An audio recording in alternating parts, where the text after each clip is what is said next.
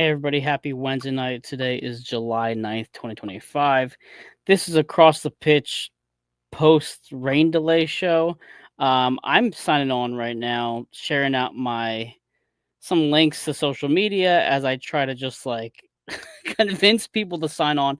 So here's my night. Basically, I was up early this morning because I work in Annapolis on Wednesdays, and I was said I want to get a coffee on the way home. Um, I gotta stay up late. I know with PKs and extra time, this game could go an extra half hour, etc. I don't know, right? There's always that chance, especially with these two clubs, that they could go into extra times. And then, so I got a medium coffee. I was all set, and I didn't really think about the weather because it wasn't. Hold on one second. I'm posting on Facebook right now. Live talking rain delay? Question mark. See, when you're solo, I don't have somebody to go to like Jose or Dave to talk while I post the links for the show. So this is me trying to do it at the same time. So this is a very relaxed episode today. So I'm at my daughter's karate. I have a cup of coffee and I'm sitting there. It's still nice outside. I'm thinking, okay, great. I'm gonna go home, watch the Union game, and have a nice night. And it was 7 o'clock kickoff, and I left her karate studio at like 6:20. I only live about 15 minutes away, not even from the studio. So I I sped home. I had, like I said, I'd been working all day, just long day. Hopped in the shower. I was moving and moving and moving, flying through my stuff, and then I started getting messages. I put my phone on do not disturb just because I was trying to focus on what I was doing, and all of a sudden I check my phone. I'm like, wait a minute, the game hasn't started yet. It's 7:10. Why hasn't the game started yet? And I figured, well, they're probably just talking about, how when the game starts at 7 o'clock and it doesn't really start till 7:20. I didn't even put two to two together. And then suddenly I start getting the messages, "Oh, wait, there's a rain delay." And then I started breathing easy. I said, "Okay, at least I can kind of hang out for a bit, get myself organized, and then watch the game." And then it just kept going and going and going. And then I believe I saw around 7:45, the game's not even going to start on the update rather isn't even going to start until 8:45. So we had another hour to even get an update. Bear with me again as I share another YouTube link out on Twitter. Going live to chat Union Rain Delay. Hashtag dupe, right? That's how we do things here.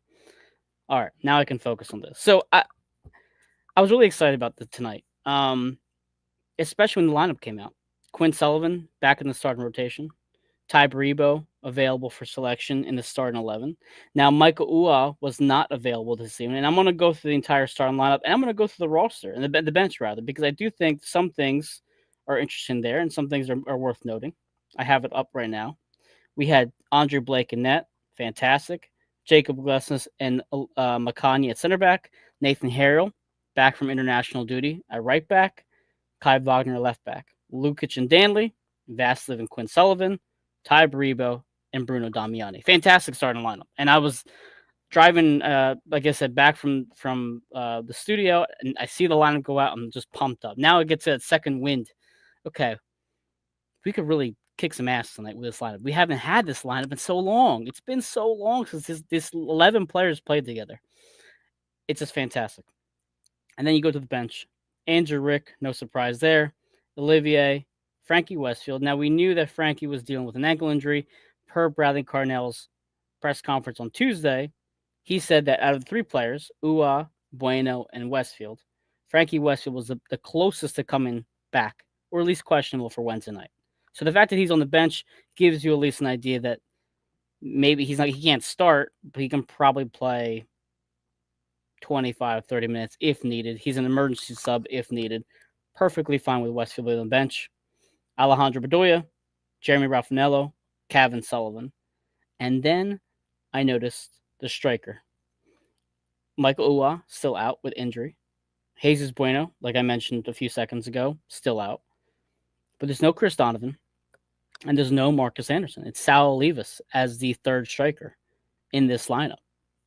So now we've seen Sal Levis already once this season. It was at the Columbus match, if I remember correctly. Sorry, everything's kind of a blur right now. And we're like, okay, yeah, that's fine. Sal Levis gets some minutes. No problem there. We're shorthanded, right? We had Todd Baribo was still recovering from injury. Michael Ua was still recovering from injury. I had no problem with Carnell testing players out. But to see Sal Levis has now leapfrogged both Chris Donovan and Marcus Anderson, who I think most of us are really, really high on, just as your fourth striker, third striker. I was intrigued. I was like, okay, let's see what Olivas can do, because let's say, hypothetically speaking, Damiani and Bree will get taken out, which is most likely one that will get taken out. Ty Bree was still coming off an injury. This would have been his first start since being back from Israel. So I don't know if he could go a full 90, 60, 75 minutes. Does Carnell switch to one striker up top? Does he bring in another midfielder to be a something with a 3-1 at the end, at the top of the formation? Not sure. But either way, I was pretty intrigued that Sal Levis could get some playing time today. But unfortunately, the rain had other other things to say about tonight's plans. Let me go through some comments, because some of you have stayed up late with me to have a conversation about rain delays. Valerie says marker calendars for August 13th. Yeah, it's a full month from now. Unfortunately, the Philadelphia Union play on Wednesday. Will be next Wednesday, the 16th, I believe. I'm looking at the calendar real quick right now. Bear with me 2 seconds here. They play on Wednesday, the 16th, at home against CF Montreal, and the Red Bulls play again, obviously, this Saturday against the Union, but they also play on the 16th against the Revolution out in New Jersey. So I was like, okay, well, can we just bump it to Wednesday? Well, no, we can't, because both teams have MLS matches. A part of me just wants it to be tomorrow, right? Just squeeze a game tomorrow, and then you guys are on short rest till Saturday, but that's also a really quick turnaround, especially if this game goes more than 90 minutes. I just wanted to see some soccer. Valerie says, I don't think we can blame frozen ground for the pooling of water on the pitch tonight like we did at the Seattle game. Joe says this was more drainage system failing us. As usual, a conversation we're going to have, Joe and Valerie, in a few seconds. Joe says, next town hall meeting, number one priority, fixing the drainage system. Again, I'm going to get to that in a few seconds here. More comments coming up. Sean joins us. Hello, Sean. Westfield is fine. We need Bueno and Ua back. Yeah, I'm really happy to see Frankie back. I know ankle injuries can be difficult to manage, just like any injury, really. But ankles are just tricky in general. But I think Ua in particular needs to come back ASAP. As I've said in my previews that I posted this yesterday afternoon and from the previous match, as we talked about on the show, Michael Ua is an unsung hero for this team. He adds something a little bit different to the attack, whereas maybe Baribo and Damiani are more goal scoring guys. Michael Ua can create. He has 4 assists, if I remember correctly, on the year. He just does things that don't always show up on the stat sheet, and he's dearly missed for sure. But let's not rush him back. Valerie says the pitch will take a week to drain, and Sean says, why not tomorrow on Sunday night? That is exactly it, Sean. I thought tomorrow may have been doable, but Sunday night for sure, no, because they're not going to play back-to-back games. I don't know if there's ever been a back-to-back game in MLS. I'm sure somebody here who has some knowledge of that can throw that at me, but that would be a significant turnaround and probably would likely lead to injuries and very poor quality. Lord of Olympia says, have we seen the last of Jan Glavinovic? Lord of Olympia, thanks for joining me tonight. I have no idea. There doesn't seem to be any sort of legitimate timetable in Glavinovic's return. The knee is clearly not responding to treatments. It's obviously something that is lingering, and even if he were to come back next week, I can't see him earning minutes over Makanya and Glessens right now. So yeah, this might be one of those swing and misses that Ernst Tanner has from the offseason. He's already had it with Torres. He had it with Andres Pereira. I'm not sure did Tanner get Davo? I can't remember right now. One of you guys will have to remind me. But considering you lose Jack Elliott to Chicago, and you obviously don't have Stuart Findlay anymore, Neil Pierre is clearly in the works still and developing. Yeah, Glavinovic was needed this year, especially because, one, you didn't know we were going to get from Makanya, thanks to Jim Curtin not playing him last year. But two, Jacob Glessens. He has regressed over the last 2 seasons. Let's not pretend like he hasn't. He had that Iron Man streak in late 2023. He gets hurt. 2024, he's definitely not the same player. There was legitimate questions. Is Jacob Glessens going to be the same Jacob Glessens of old? He had an own goal to start the year last year and ends the season with an own goal as well. There was a lot of bad mojo last year from Jacob Glesnes. So yeah, Glavinovic was really important and someone that was highly touted coming in here, and we were all pretty excited about him. But I think I I, I don't think it's the last we've seen of him. I think that's a bit too early to say in July, but the season is only so long, and if he's not back by September, I can't see him seeing any significant minutes. But again, I don't know. Carnell might surprise us here. Lord of Olympia says he was on loan, I believe. Glavinovic? Yes, that's right. We do have an option to purchase him. Joe, I think you probably remind me, or maybe somebody else in the comments remind me the price for him. But if he's been banged up all season, do the Union take a flyer on him? Can they negotiate a cheaper price? I don't know. Personally, lingering injuries like this scare me. Maybe I'm kind of PTSD from the whole Joel Embiid saga that we're going through right now, but I would move on and find a center back that can play. Simple as that. Oh, listen, I forgot to mention Damian Lowe. You also move on from Damian Lowe. So you lose 2 center backs over the offseason, and suddenly the one you bring in can't play. PJ says, I think Jan will be back, but I heard his injury had him out for the season. It's not looking promising, PJ. And Carnell's not giving us any information, which is honestly fair to him. I wouldn't provide anything either. I would say, well, it's still a work in progress. So I'm not blaming Carnell that he doesn't provide us anything, and it's also something that you can't really predict. But could he be out for the season? At this point, I wouldn't be surprised. Joe says, let's not talk about last year. Yeah, that was a brutal year. Joe, I agree. Let's not chat about last year. We will talk about last year briefly, though, when it comes to the Seattle match. Sean says, even if Jan comes back, how do you move Makani to the bench? Now, I don't think you can, Sean. And that was a conversation that Jose and I and Todd and Jillian and everybody else who joins us on this show has been talking about with Alejandro Bedoya and his transition out of the rotation, Frankie Westfield, Nathan Harriel. How do you interchange those players? Did Nathan lose the job? Did Frankie just win the job? How do you rotate these guys? The conversation's been had about Andre Blake. Andrew Rick has been playing really damn good. Can you move on from Andre Blake? Goalkeeper is not a position you just interchange every match, right? They have to get in a rhythm. They have to play extended matches. Was Andrew Rick going to be used for the Open Cup? As you can see tonight, that was not the case. Andre Blake was going to start tonight in place of Andrew Rick for the Open Cup. So it's clear Carnell's putting his best goalkeeper in for MLS and for Open Cup, which is fine. I have no problem with that. I love Rick, but Andre Blake is still Andre Blake, and I know that's a conversation we'll have to have probably next year, the year after that. But if he's healthy, you put him in. But to Makanya's point, Sean, I don't think you can bump him out. And with Nathan Harrell also back and Frankie Westfield still coming back, and with Frankie Westfield deserving right back time, I think you use Nathan Harrell as the guy to relieve Makanya and Glesnes. If Glesnes needs a night off, if Makanya needs to come off, if Glesnes needs a break at the 80th minute, whatever it might be. If you want to go 3 center backs, I think right now it has to be the top 3 center backs are Nathan Harrell, Jacob Glesnes, and Makanya. And Glavinovic is the 4th one in that order, in my opinion. Especially because you have Mbaizo back as well. If Westfield needs a break, you can always put Mbaizo in there. Not that I actually want to see him at right back, but that's not the point. Yeah, I think you understand my point. Depth-wise, I'd put all of them right now over Glavinovic because we just don't know what he can do and how well his knee is going to hold up. PJ says Glesnes had me pulling my hair out beginning of the year, but has been solid last few games. Yeah, he's been fantastic. He's been much better than what we've seen the last 2 years. He's getting better as the season goes. But you know what? Also, PJ, he's probably getting a little bit better because Makanya is also getting better.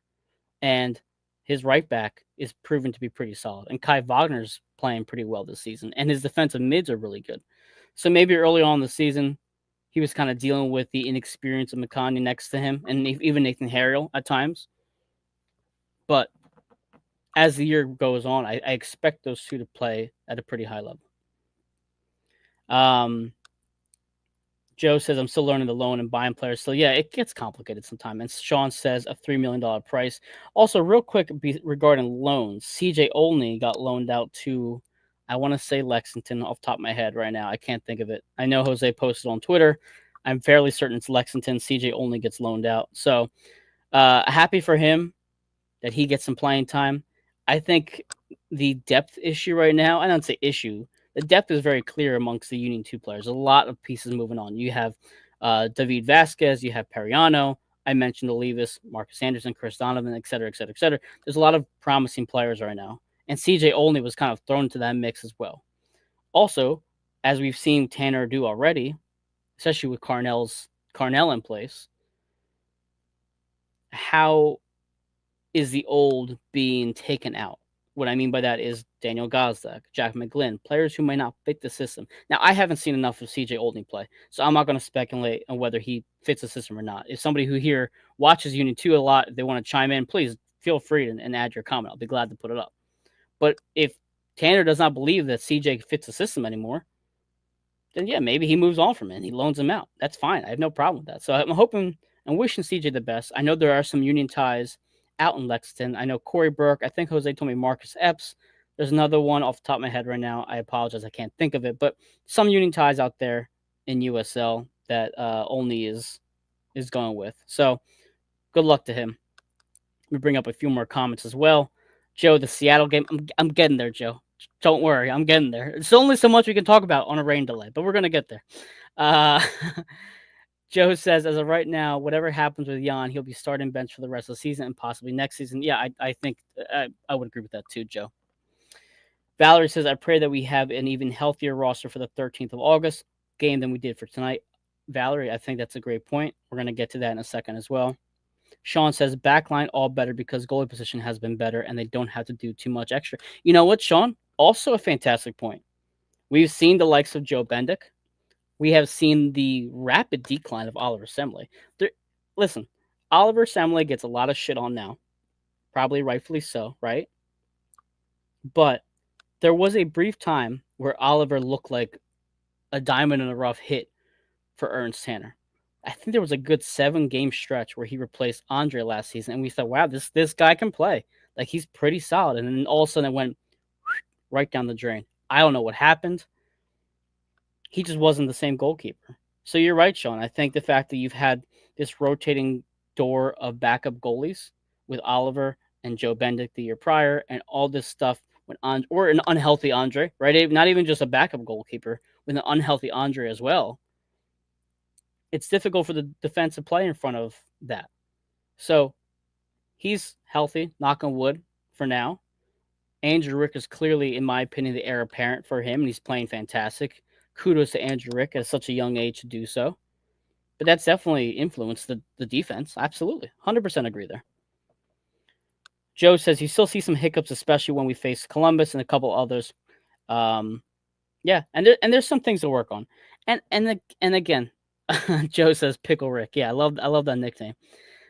I mentioned in my preview for today's match, I'm upset that they lost 2 in a row. I'm upset that they lost the way they did. I think that we were probably the better team against Columbus, and we don't walk away with a point.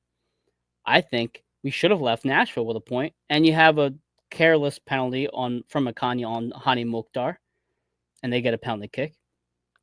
I'm frustrated, and everybody here has a right to be frustrated. Absolutely, understandably, I get it. We're a first-place team. We should be performing better.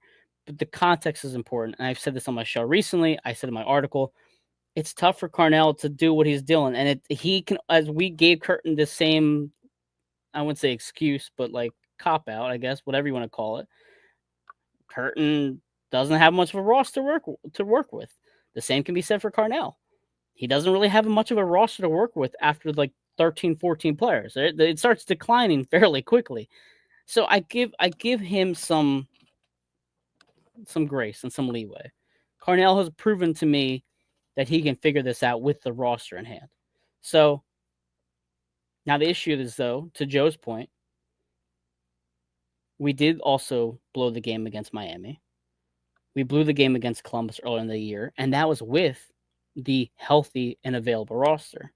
So, yes, we did it against Columbus and Nashville with the Union 2 players, but we've also done it with the full roster as well. So I agree with you, Joe. There's still some hiccups there. They are maybe 70 to 80 seconds away from having a much better record. If you look at the Columbus match, the Miami match, it's just these brief 5-10 second windows of mental lapses and errors, and Kai Wagner falling asleep, or there's a turnover or something like that causes these moments to happen, and boom, you lose a point. and you drop 2 points at home, and you lose a point in Nashville. It's not like they're playing poorly throughout long stretches of these matches like they did at home against Nashville, where they looked like garbage the entire match, right? I would be more concerned if this team looked like trash every single week, like they did at home against Nashville. But they look pretty damn good and solid in long stretches of these matches, and then just have the brain fart at the last second. And that goes back to 20. I mean, you can go back to 2022 if you want. Sure, MLS Cup. Olivier doesn't have a good clearance. Jack Elliott can't beat off Bale, and boom, you get tied up in the dying seconds there. So this whole issue of giving up points at the end is nothing new for the Union. And that's something that I really, really hope that Carnell can eventually get out of their system. Valerie confirms here CJ is loaned to Lexington SC and USL. Thank you for confirming that, Valerie. Always appreciated. Sean says, played both teams heavily undermanned. We'll be fine now that everyone is back, and we hopefully make a move or two in the window. So let's get to some positives here. Positive notes to take away from today. Baribo's back. Now with today off, he gets an extra 3 or 4 days to rest before Saturday. Not a problem. Quinn Sullivan, Nathan Harriel, both safe, both healthy, both home. They'll be good to go on Saturday. Frankie Westfield was questionable for tonight and still made the roster. Now, with an extra 3 or 4 days, does Frankie Westfield start on Saturday? Mind you, they have a game on Wednesday, too. So how does Carnell factor then? How's he going to rotate this lineup? Does Nathan play right back against the Red Bulls on Saturday? And then Frankie play on Wednesday against a weaker Montreal side? I don't know. Not sure. But either way, it gives Frankie Westfield a few more days to heal, rest up the ankle. No problem there. Michael Uwa gets an extra 3 or 4 days to rest now before Saturday. Does he see the bench on Saturday now that he's had a couple more days? Honestly, for me, it would depend on the weather, too. I'm going to look at the forecast real quick because I haven't even thought about it until just now. Wilmington, Delaware, that's close enough. Saturday has a 50% chance of rain. So if it's sloppy and wet on Saturday, do you want to risk playing Michael Uwa? I don't. Right? I personally wouldn't. Oh, Nashville apparently scored again 3-2. So DC United was up 2-0. Joe, I think you told me 2-0 in our text earlier. And now the Nashville's winning 3-2. So some more bad luck. If you want to talk about bad luck real quick, completely off topic here. I have a black watch. You guys might see it sometimes on the show. I wear a black watch pretty often. And I wore it last night when I went to the bar to just grab a drink. And I was looking today for work to go to work and put it on. I can't find it. I think it fell off at some point yesterday. I didn't realize it. So I might have lost my watch too in the past 24 hours. So Nashville didn't help us. The rain sucked today. I lost my watch. It's been a bad Wednesday for me. Let's just say that. Jillian says, hey, Mike, we are almost home. No potholes. If you guys remember correctly, Jillian and Kyle, after the Seattle match, when it poured last year, they hit a pothole like right out of the stadium, and we're stuck on the side of the road for like 3 hours. And they did a podcast for like 10 minutes. Credit to you guys entirely for that, for just kind of finding some humor in it. But I felt so bad because you guys didn't get home till like 2 a.m. I think you both had to wake up disgustingly early the next morning too. So I'm glad you guys are almost home. Please just make it safely in the final few miles that you have there. Valerie says no rain predicted for Saturday night. Well, I'm just showing you. Oh, I think I didn't even look at the hours. Well, Saturday night then. Okay, good. Maybe it rains a little bit in the morning.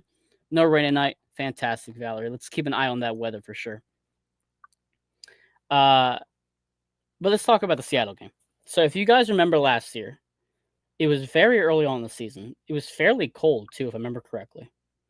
And it just absolutely poured. Now, one interesting fact here is that the Union had moved on from a previous grounds crew, and then it was in March. Thank you. And they had replaced the recent grounds crew. And I remember this is like seeing, Super Park has always been pretty great. The drainage has never been really an issue that I can remember ever. So I remember last year that was kind of a hot topic. Like, how is the field going to look? Is it going to be okay to play on, even when it's not raining? So this was a huge test for the grounds crew. Was that Seattle match, and it was. I'm not even gonna sugarcoat it. Fucking terrible. It was awful. Joe says it was cold in March. It was bad enough that I had a head cold that weekend when I went to that match. Joe, I applaud you for always going, man. Die hard fan, through and through. So Jillian says I was frozen and soaked. Yeah, I do now. I'm starting to remember a bit better now. So I was in the press box that day. Thank God. Not to rub it in, everybody. I'm sorry, not to rub it in, but I was in the press box that day, and it was nice and warm. I wasn't wet at all. And I remember the game had just started. It was about 15 minutes in, and you could see like little puddles forming. Specifically, I remember there was a puddle forming if you're looking at from the box, looking down, right where Curtin stands. Right in front of him, there's just a big little puddle. Not big little puddle. It was a big puddle. That doesn't make any sense. There was a big puddle forming in front of Curtin. And you could just see it picking up, and then the ball at like midfield and like going towards the 18 was just stopping in its tracks because the rain on the grass was stopping it. So I don't remember how long they played. It might have been 15 minutes. I cannot remember for the life of me. And I'm pretty sure I remember there was some issue when they restarted that match. I don't know if Julian Carranza was on the team still. I think he was on the bench for the first match, and then for the rescheduled game, I don't think he was. And somebody in here again might remember this better than me. But the rain starts picking up more and more and more, and the players are trying to just practice out there, try to see if they can do anything. And it's like they kick the ball hits the grass, and it just stops. Lord of Olympia mentioned 6 minutes. Okay, yeah, I know it was quick. Cole says I need to rewatch the beginning of the match. Yeah, Cole. I think I need to also because that was a great time. But Valerie's point. Remember the squeegees. It was. I don't know if you guys remember the meme or know the meme. There's like little dog sitting at a table, and the entire room is engulfed in flames. And his little caption says, "That's fine. It's fine, right? It's okay. Like the whole house is burning down, but it's fine." Where if you've seen people like dealing with floods and they have like a little bucket and they're trying to empty their house, but there's just like an ocean forming in their house. It was the same thing. You had the grounds crew, they had about 5 or 6 squeegees and they were lined up in a row and just going one after another up and down the field. And I posted on Twitter a video. And for those of you who don't have Twitter, feel free to DM me. I can send you the video that I had. But it was just comical because you see the 5 rows of squeegees going up and the water's like pushing to the right, but then it's just filling back behind them. Like I really don't understand the purpose of what they were trying to do. I think they were trying to get the water off the field as best they could. A squeegee army. It was a militia of squeegees out there. And man of the match for sure was the squeegees. What inanimate object was a better performer last year? The squeegee or the trash can that caught Raquinho? I want to hear that debate in the comments. What was the better inanimate object that performed on Super Park's pitch? The squeegee or the trash can? But it was just a futile effort to get that grass clean. But it was as funny as it was, and we joke now like maybe you should just put a bunch of towels down or something, right? It's a problem. It's a legitimate problem that needs to be talked about because that was a concern for the rest of the year. Oh my God, it's gonna rain, and it's more anecdotal than actual proof, but it always feels like, on Union game days it rains or there's some sort of like storm or something. It's almost a guarantee. I feel like every single Saturday there's a game, there's some sort of rain happening. So it brings Union fans a lot of concern and worry that this field's not going to hold up when there's a harsher storm. And now we've been very fortunate this year. I don't really think it's been too bad this year in terms of rain. But after that whole Seattle debacle at home, and you saw how bad the field was, the grounds crew did a good job for the rest of the season to keep it in tip-top shape. I think it actually rained pretty well at some point later in the year too, and it held up perfectly fine. But this year, again, not too bad. But tonight is just it's right back to where it was. So I actually took a couple pictures from Twitter that I'm going to share on the overlay right now with you guys. Valerie says Raquinho is now world famous, so the trash can wins by association. You know what, Valerie and Joe? That's a fair point. That's a fair point. As funny as the squeegee was, I think the trash can takes the cake. You're absolutely right. So I got a couple overlays to throw on the screen here real quick. Let me see. This is the one I wanted to use. Yeah. So for those of you who can't see, if you can't see, this is from like the concourse, and you can see the rain coming down on the concrete. You can barely see the grass in front of it. I mean, just really, really pouring down. But this photograph from Mike Thomas, and he actually captions it squeegee. I didn't even notice that. It's unrecognizable, that grass. It's awful. I'd argue, and you guys can debate me if you want, I'd argue that this is actually probably worse than last season. Now, I'm not a grounds crew expert. I'm not a landscaper. I've never mowed a lawn in my life. I frankly hate outdoor yard work with a passion. I really cannot stand it. So I'm not going to pretend like I know what I'm talking about here. But I've watched enough baseball games with grounds crews to know that there's technology and things that can be done to not have what you see on the screen happen. This is abysmal. Now, people who are in the comments, I'm going to add a couple things in. Joe says it's even worse. Joe says Lake Subaru.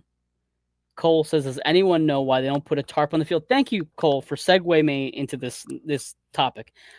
I don't know. Oh, I just realized I'm not on the screen because I put the overlay on there. Bear with me 1 second as I get back on screen so you can see my lovely face. There you go. So, Cole, I think that's a great question. Why can't they put a tarp down?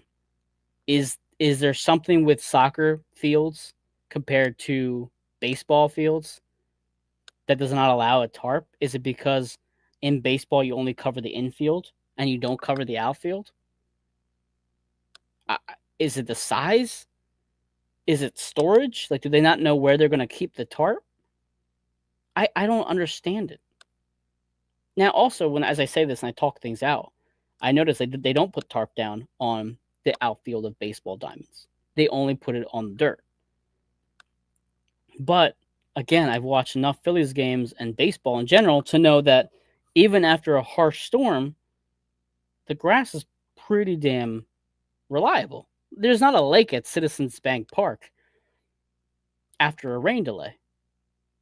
And again, if you want to talk about things that I don't know, I'm just going to pretend like I know. Is the field at a baseball game handled differently than a field for a soccer game? I'm trying to think. I mean, they both players wear cleats. You don't want to be too high because the ball has to hit the ground, right? I don't know if there's. I would love to get a grounds crew expert onto the show and say, what's the difference between a soccer field and a baseball field? I'd argue even an NFL stadium. Some NFL stadiums have grass. I'm pretty sure Lincoln Financial Field is grass, right? One of you guys might have to trigger my memory here. I think there's tarps that are used sometimes on football fields. Valerie says, I feel for sure that I've seen tarps on soccer fields sometime in my life. And Joe says, Phillies drainage is better than Subaru Parks. Joe says the infield for baseball stadiums usually don't have drainage because of the gravel. I get why they cover the infield. I'll get 1,000%. But, like, you'd think that they might cover the grass as well, but I guess their drainage system's good enough. Steve says, only thing I can think of is that since baseball is played more frequently, it needs to be tarped down. Yes, I agree, but then why isn't the outfield tarped down? I don't know, Joe. But Cole, I think it's a fantastic point. I understand that certain things take a lot of time, and I know grass can be tricky. I remember when I went to the team meet and greet last year. This was shortly after that whole thing. Probably 2 months afterwards. I don't remember when the team meet and greet is. Who knows?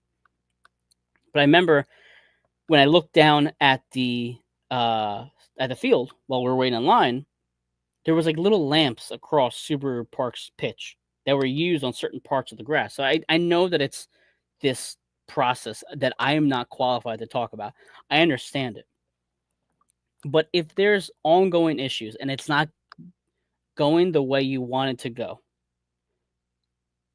then why can't we use a tarp? Now, Jillian brings up a great point. I've heard they have a tarp, but could be a staffing issue. Jillian, If you told 50 people from Super Park stands, sign this waiver, you get free beer at a concession stand, pull this tarp across the field, and get yourself on the field and help out. I guarantee you, people will be flocking down there to do it. The same way at the Bill stadiums or other football places, they say, if you can come shovel the stadium, we can play football today. I get that maybe that wouldn't work out in here in this situation, but there's a will, there's a way, and I don't think staffing issue is a good enough excuse. If there is a tarp, then it should be used. Cole says, I've seen they have a tarp from the ground keeping posts. Yeah. So maybe I'm not paying attention to the tarp if it's there. Clearly, I'm not focusing on that at all when I'm at the stadium if it's available in plain view. But Jillian says, teamwork makes the dream work. You're damn right it does. And you guys are my team tonight helping me out with this show about a soccer game that didn't happen as I take a sip of my soda. Steve says, need some sports science done on this topic. Yeah, Steve, we need to, actually rest in peace to the sports science guy from ESPN. I forget his name right now, but absolutely, Steve, we need some some data, maybe a pie chart, some graphs. Get something going here. Joe says the link is a hybrid grass and turf field because of the heating system that the link has. Joe, you're smarter on this topic than I am because I had no idea about that. I just knew that it was grass. Valerie says an infield gets trod upon way differently, more concentrated than the outfield, and differently than a soccer pitch. Also a fair point. Nashville's also kicking some ass now. Thanks a lot, DC United. Joe says the link is trapped down, especially during the winter. You can see it rise up because of the heating system. So, I think earlier in the comments, Joe, you mentioned the town hall that we had with the owners last year. And I think we talk a lot about how this team spends money, right? We're not spending money on the players, obviously, right? Our most expensive players so far, Damiani's like $3 million.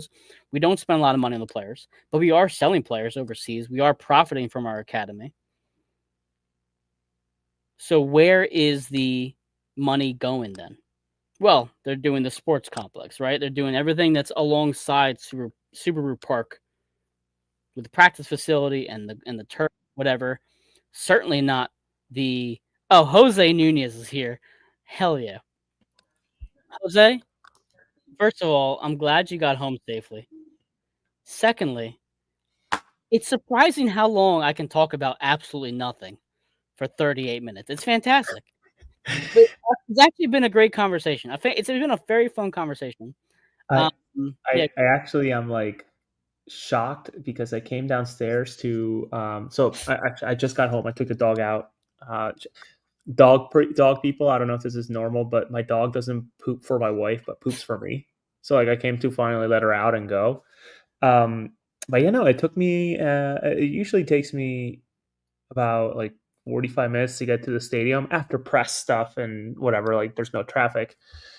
Today, getting out of the stadium with the rain, with the traffic of all the normal humans that show up to the games, and thank you everybody who's watching this late, by the way. It took me an hour and 35 minutes to get home. not So terrible. Not no, terrible. I'm not too proud. I'm also not too disappointed. But yeah, finally just strolled home. I came downstairs to watch a. I'm such a dork to watch a video explanation onto the ending for the Ironheart series, and the first video that I see is you yapping live on a during the night of a game that didn't happen. So like, yeah, that's how We don't committed we take a are. night off, Jose. We We don't don't take a night off. Actually, I will be taking off on July 19th. But besides July 19th, we don't take a night off. No, Jose, it's actually been a fun conversation. Everybody's pretty lighthearted. The point I was kind of segueing myself into was this field has now 2 seasons in a row turned into a lake. The team is acquiring money, clearly not for players, but for the groundskeep, the practice facility and everything alongside Subaru Park. At what point does the question have to be asked, when is the money going to be spent on the field and making sure this field doesn't have this drainage issue year after year after year? Mike, I wouldn't even have that conversation, to be honest with you. I see where you're going with it, but like, again, in catching up with people who would know this type of stuff today after this probably PTSD for some of the people involved with the Seattle and this, it's like, what can you do? Like, nearly 4 inches of water fell into that Yeah. on that grass. It's like water can only go so far. And sure, like, can you throw money at the problem and make this like the world's best draining field? Like, absolutely, sure, you could. But like, the reality is that like the biblical levels of rain that we got today and the biblical levels of water that we got during the Seattle match as well, like there's nothing, like I really don't know that there's much that can be done. Even if this was at the Eagles, like the sport's just so different than playing NFL football. So, or NFL. I did the whole like ATM machine thing. So, um, yeah, I don't know. Like, I get where you're going with it, but I don't know that that's really like I, I, I see where you're going with it. I'd rather that It's money not be high on spent the for list. Yeah. something. Yeah, no, I would rather see that money spent elsewhere. Like, No, I get it, and no, I think when you have nothing to talk about, it's something to throw around, right? I do want to talk about the atmosphere at the game, or the watch party of the rain, I guess, whatever you want to call tonight's thing. So Michael says, "Well, I had a fun having a chant war with the Red Bull supporters while we sheltered from the rainstorm. Credit to the Sons of Ben; they always have a good time in the concourse whenever there's a rainstorm. Apparently, you could even hear on the TV feed, so it was pretty loud. Great stuff with the fans." And Pat Bernard says, "Yo, dogs, what's up, Pat?" So Jose, you were at the stadium. I would love to hear your thoughts. How was the commotion? What were people talking about in the press box? Give me the inside scoop here, man. yeah, no, and as we're talking here right now, I'm gonna hit pause on this right here just to get a clip. Nashville came back from down 2-0 to defeat DC United, meaning that the road of the cup, should Philadelphia beat the Red Bulls on August 13th, which I will be in Ireland and watching, will then go through Nashville for that specific match. So the semifinal, should the Union advance, they would go to Nashville. Not Minnesota, Nashville. Wait, don't they play? Don't they play the winner of this game? No, oh yeah. Well, I'm saying okay. You know what? You're right. I got the bracket wrong. You're right. I'm sorry. Wasn't Go Yeah, ahead. I thought it was the winner of this game gets Yeah. Philadelphia. So then you could get like two Red Bull games and then to an additional Nashville game Yep. on top. So interesting stuff there. The It was so disappointing. It was unbelievably disappointing. I sit down with my I call it cigarette in a cup, a cold Diet Coke, sitting right there at the press box. And as soon as Ashley Rice finishes the American, the national anthem, Tom Villa, who is one of the media folks, and whoever his assistant or intern is, I see them get up, and I'm thinking, oh, that's not good news, is it? And they go to the metal chain by the the whatever the blinds that make up the press box, and they just start rolling them down. And I posted, Oh it's boy. actually kind of comical. Where like, and the game's delayed, as like they're literally closing our view to make sure that water's not coming in. So a little bit of a bummer. I did Yeah. stroll down to the concourse to see and hear, as I heard the voices of the fans, Sons of Ben, whatever's left of the Keystone Ultras. My understanding is that a lot of them actually had kids this past off season, so like the Keystone Ultras are busy being parents, as I'm told. So like that's where they are at for people who are asking. Um, but it was lively. But it was a long delay. It truly was, until they finally made the call. And I was talking to, I was actually talking to somebody who shall remain nameless while at the stadium, and I sort of like got the announcement there. And it's just like, oh, okay, well, that makes things complicated because of that specific date and what's around it too, being August 13th, which has been publicly shared, right? Yeah, I shared it. Can you Team shared it. maybe off the top of your head here, after that August 13th date, when would their next Open Cup match be? There is a calendar for that. U.S. At this point, I believe there is the um, Yeah. there is a While date you of. look up that, Joe, yeah, the Keystone Ultras have been MIA all season. Yeah. So here you go, Mike. The semifinals would be either September 16th or the 17th, so just about a month later and 3 days, or potentially Okay. 4 days, and then the final being October 1. Okay. In the meantime, as we kind of prepare for that match, and we look at the August schedule for the Union, it's already on ESPN with the updated schedule. I appreciate that because usually they suck. Joe, I know you said stop using ESPN. I'm using it anyway. They have a game on August 9th, my birthday, against Toronto at home. And then they have the Wednesday match, August 13th, against the Red Bulls for the Open Cup. And then they have the Red Bulls again on the 16th in Harrison. Yes. And then they have a week off. So at least in that, I mean, they have 3 games Oh, Mike, in that's not truly a week off. That's an international window, if I recall. August. Am I looking at the wrong thing?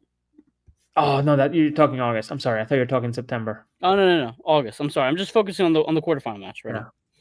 Yeah, so they'll have three games in 7 days. So that's gonna be a tough stretch in August. They'll Yeah. have the Saturday, July 28th game again at home against Colorado. Thankfully, they stay home for 3 straight matches. That's a positive. And even when they go to the Red Bulls, it's only obviously up to I-95, and they come back home against Chicago. So if you're talking about schedule congestion, that's one thing. But at least travel wise, the most you're traveling is up to New Jersey and back home. So that's a big plus. Whereas in the Red Bulls in that same time frame right here, we're gonna go through the same few days. The Red Bulls are playing, I guess, a friendly against Guadalajara. What is that, league phase? Or is that League's Cup? What is that? It might be. Oh, it is League's Cup. July 31st, Red Bulls play Guadalajara. On Thursday, July 31st, they play Monterrey on the 3rd, Juarez on the 7th, and Real Salt Lake on the 10th.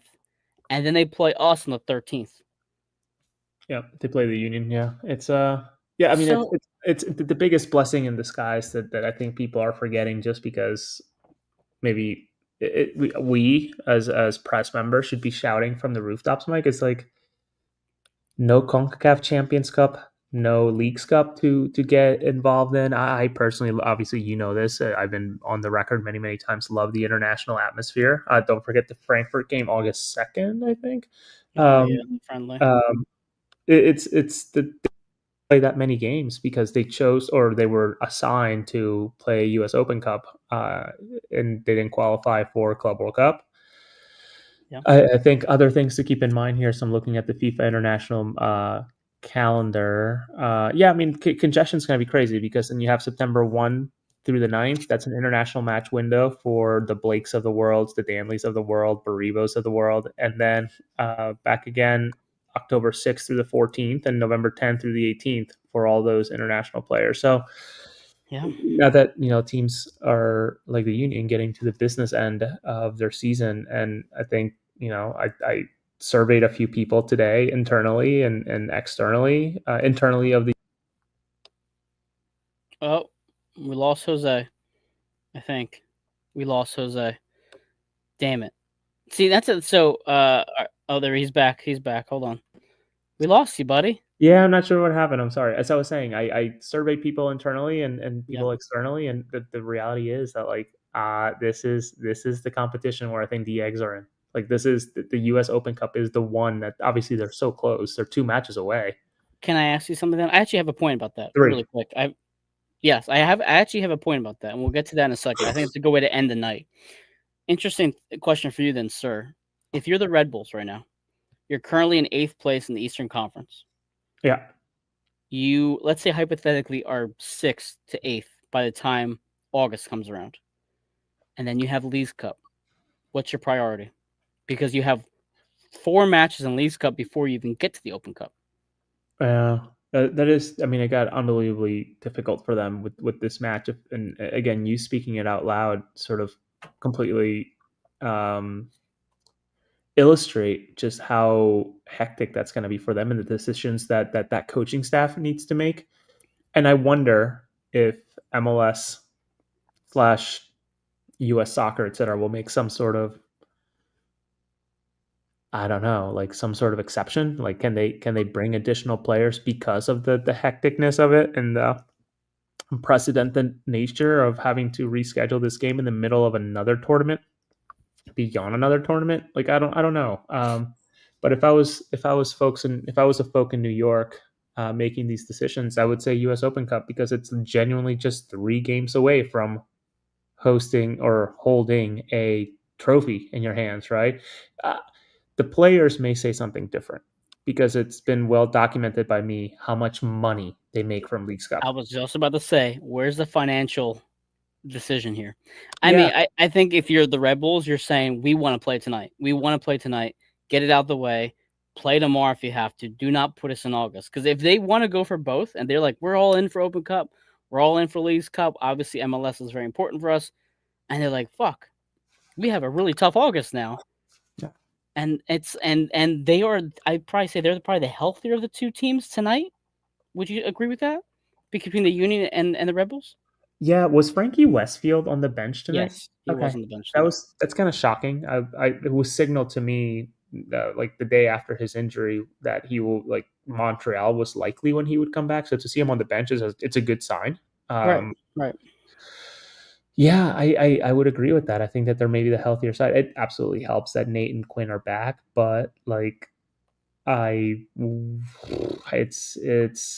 did you talk about the whole? Not the whole. To me, like in my head, I'm like I'm actually kind of disappointed in a way about Andre Blake getting this tournament suddenly. I did mention that, and I said it's obvious tonight that Carnell is prioritizing this tournament because Andre Blake is starting. Now, this is not to say that Andrew Rick would Yeah, not be. I'm not saying that, but you have a 19-year-old, 18-year-old, and the 3-time MLS goalkeeper of the year. He's going. yeah. He's going for it. I mean, and there's nothing wrong with that. And Michael actually mentioned where was Donovan? Timeout. Because Donovan didn't make the bench. It was Sal Olivas tonight on the bench over Marcus Anderson and Chris Donovan. So I only briefly talked about that, Michael. I just summed it up with Carnell trying something different. I really don't put too much thought into that It as of might have right now. been. It might have been like some maybe the analytics say that X players better than others in this game, right? Like maybe that's it. But I did see Neil Pierre, David Vasquez, and Eddie Davis outside the stadium in street clothes. I think they were doing some sort of like PR type of thing with like they had this. I don't know, Mike. I haven't been to the stadium in a little bit just because my writing style, like if I'm not writing about the Union, it's hard for me to write about another team while at the stadium, right? Because like there's just I too get many that. distractions, that type of Yeah. thing. Especially having to listen to press conferences on the other side of the country, like it's just difficult to focus. But like, just interesting that like some of these gems are not getting a shot. I also don't. I, I guess in my brain, I sort of, and I should have known better because I did ask Carnell about this a while back, but like I would have thought that they were going to approach this as this is Andrew Rick's tournament. You know, he started it, he gets to end it, and the reality is that Andre, week in and week out, unless there's an injury or international duty, will get the league. So like I was kind of, I don't know, a little. I was no, I shouldn't be shocked, but I was a little like, what is this all about? That's weird, and like like I don't have a horse in the race, but it's like this is a kid who like realistically last year should have gone on loan, especially if they're okay, as I reported, like letting CJ only go on loan. I mentioned that too tonight. Lexington. Who Yeah, was the so other, like who was the other player for Lexington? Corey Burke, Marcus Epps, and you mentioned another one that is affiliated with them. Brooks Thompson, he was a Union 2 keeper. Thank you. I could not think of it for the life of me.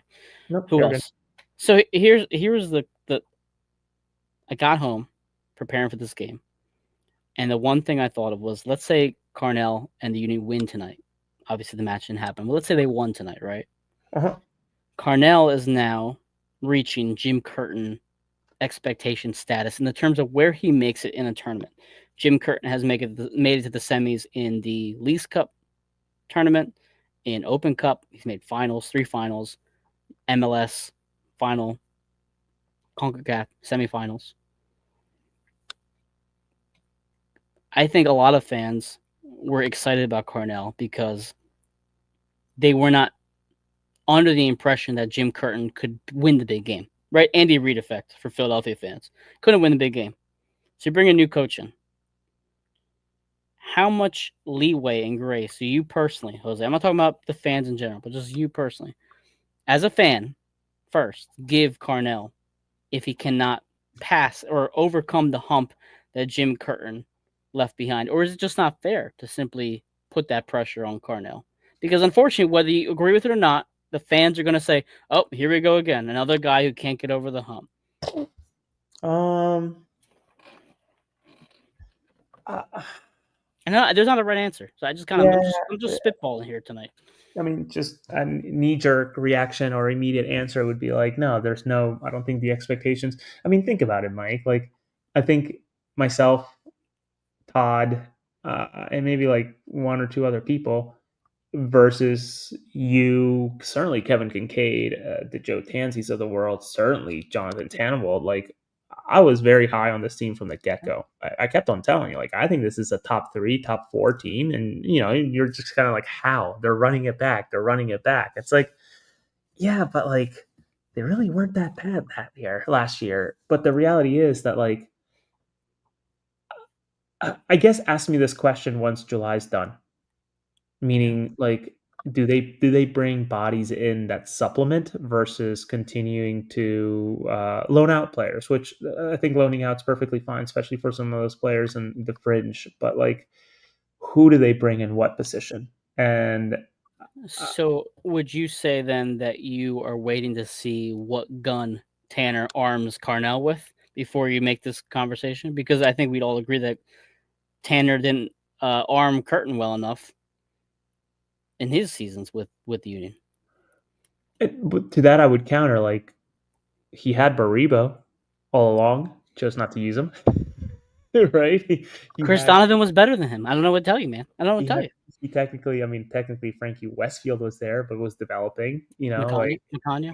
Macania was there all along, but was apparently developing as well. So like, I guess. Listen, if the Union somehow, like, let's say somehow go ahead and figure out a sucker to buy Mikel Ua in the middle of August on a 6-month rental for whatever reason, and he doesn't, he goes and moves on, and they open up a DP spot, and they go ahead and buy a DP right there in July, like, I say, okay, like, the expectation is that they're going for it and going to make it far in every single competition. But I don't know that, like, I don't know that the expectations are the way that they were with Carnell. Because I mean, think about it, everywhere he's been there so far, St. Louis and Philly, like, that first season's fantastic, right? Like, think Yeah, about they what we won did. the West with St. Yeah, Louis in their expansion year, which is unheard of. yeah. So it's like, I personally wouldn't pin it against the guy. It's like, you have to be left at the altar more than once for me to start feeling that way, the way I did about Curtin, right? Like, the guy just apparently couldn't do it, couldn't get it done, or like overthought himself into knots and just couldn't figure it out. Question here, actually a very important question. Cole brings up: do we have to use the same lineup and bench on the 13th? That's a very good question that I'm gonna Because ask about. Yeah, just the we, way it was in we Seattle. exactly now remind me, was Carranza on that Seattle match, and then he was no longer present when they resumed that match? Wasn't that the case? Or somebody was in and was taken out or something like that? Yeah, so I think there were allotted some substitutions. So Carranza was not available due to injury the first match. So then they subbed in Baribo to then sub him out to then bring Carranza, who was then healthy. So it was just like it's like, because I remember asking the question, like, does that mean that Baribo got paid an appearance fee because that's part of a contract? And the person that I spoke with, who is not internal, was like, by contract, like, yeah, he technically made an appearance with the club, but didn't obviously log a minute. So like, that's where it got super murky. So, Ty Breba also had that 25-second appearance in Leafs Cup, I thought, right? oh my god, yeah, where he just ran to the corner, and that was his, like, that was Yeah. his. I don't know if that was his debut or what, but it was like That was his MLS thing, or his Union debut. Well, yeah, it was like a 25-second. Hey, okay, bye. yeah, no, Okay. and I remember people asking Jim, and she's like, I did not know it was going to be that quick, but Yeah, I don't know. I'll have to ask around. So let me circle. Oh, my wife just must have added new pictures to our photos folder, and on the Chromecast they're all like flashing. It's like I haven't seen that picture in a while. Me and the Love it. kids. Love it. Jose, shockingly, actually, I'm not surprised. We talked for an hour tonight. So I'm glad you hopped on. I'm Really sorry. appreciate. No, I appreciate it. Listen, I was actually probably gonna go into 20 minutes, so you really just add an extra little fluff to it. Fantastic stuff. I actually like this show a lot. Um, and over here, the weather I didn't have a power outage over here. I was watching a bit of Johnny's show. So for people who don't know who Johnny is, Johnny Uleka, he's our producer, or one of our producers, one of the founders of AAT Birds, aka what transformed to AAT Sports Network. Um, but he just interviewed Todd Hermans from the Eagles. So if you love the Eagles as much as we do, all about the birds, they have a weekly show that fantastic stuff. Honestly, really great stuff. I actually joined AAT Birds as an Eagles writer before I became a Union content guy. But yeah, they just interviewed Todd Hermans, and I saw at the very end of their interview with Todd Hermans, his power like went out. So I felt bad for Johnny because it was like at the last second there. But I'm glad both of us, really for the most part, had a good stream. No Wi-Fi issues, knock on wood, today. But to Michael's point, we talked an hour about a game that never happened. So AAT Sports does it differently here, Michael, and everybody who joined us tonight. But I'll end it with this, Jose. Any final thing, a plug, interview coming up, etc. Before we say goodnight? Um, Believe it or not, I think I might have an interview with Ben Fast, the promotion relegation guy who is often touting it. So I need to do my Interesting. research. I need to do my research on this guy a little bit. So look forward to that. If he continues to agree to do it, we'll see if he actually shows up. But beyond that, MLS duty this weekend, and then again on the 16th. So hopefully some articles there. Though I'd be okay with just watching and not writing, especially on the 16th, just a You midweek know, break. what's- you know what's funny? I thought about today as I was driving to work. And Valerie on Pro Rel. I don't think MLS and soccer in the United States is there yet for Pro Rel. I don't think it is. But I It's thought too about big. what The country's too big. that's a fair point as well. I thought about that today because my friend has a baseball podcast, a Phillies podcast. So I was listening to him, and he mentioned, "Oh, well, the baseball's been around for 200 years." And I thought, wouldn't it be interesting with so many minor leagues in baseball across so many towns if baseball had a pro rel system? That Because would I mean, the talent is there for sure. I mean, independent team could probably beat the Colorado Rockies this year. They're abysmal. I mean, they're a AAA team could beat the Rockies 1,000%. They have a whole structure. They have a whole system already in place. And Joe says, "Oh God, listen, Joe, when you have no match to cover and you are two tequila ginger ales in, you start throwing around this nonsense about a baseball pro rel thing." But I thought about my drive to work. I was like, that'd be fun if you had like AAA was the championship, and then Double A was like League One, and et cetera, et cetera, et cetera. So it would be really funny to me. But from my side, if you haven't noticed, and I appreciate those who have commented on it and chimed in, I got back into writing for AAT Sports. I've written 2 articles this past week and a half for Nashville and for tonight's match, obviously. So if you see it pop up, give it a like, a follow, etc. Give it a read. I love feedback. I'm really a big writer in terms of like how I critique myself. So if you notice something I mess up, if you want me to add a certain section, if you have any critique, really honestly, just let me know. I really take pride in my writing and making it better. So I'm trying to do that as much as I can. Some weeks I may not be able to, but if you happen to notice it, give it a read. We'll try to do some previews to just complement the post game show. I think a lot of our work has been pretty good. I'm pretty proud of our work. I'm pretty happy with the conversations we have with you guys every single week. So thank you for following along on a late night tonight with no game at all. Still, people showed up. This is AAT Sports Network. The Union game got rained out for August 13th. I will be at Subaru Park on Saturday. I applied for press. I'm hoping I get in for the press, so I will be there. The post game show will most likely be from the dining hall at Subaru Park in the press box. So I'll be there. Jose, you're not going to be there, right? No, my sister-in-law is having a medical procedure, so I'm gonna watch my nephew to allow Yes. them to get resettled. It's breast cancer stuff. Absolutely. Okay. Hopefully the best for her, and wishing you the best with the kiddos. Oh, it'll be great. Once again, a time that we are both not at Subaru Park at the same exact time, and again, when one of us has a jersey to give the other. I still have to give you the Annapolis Blues kit that I have in my room sitting there. So we'll meet up soon, brother, and like I said, maybe at the Lehigh Valley game when I'm up there on the 19th, we'll link up. But this is across the pitch. We'll be back on Saturday. Go Union. Go groundskeeping and drainage systems.